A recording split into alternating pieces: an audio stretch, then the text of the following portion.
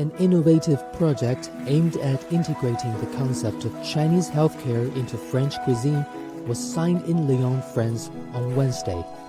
Chinese company Zentech, French meat company Léon Chaillot, and Jérôme Manguzu will collaborate to make a series of food products that preserve traditional French cooking techniques and incorporate the concept of Chinese healthcare.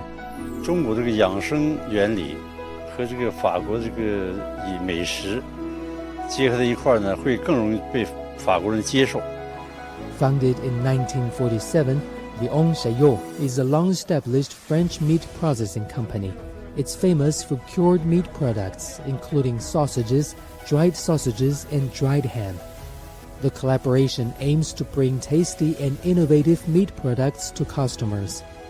La nourriture est quelque chose de très important pour la santé de l'homme et donc nous pensons qu'effectivement il y a un vrai développement sur l'aspect santé des produits alimentaires.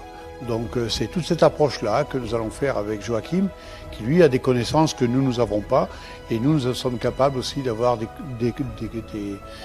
recettes qui peuvent intégrer tous ces aliments qui permettront d'avoir une meilleure santé.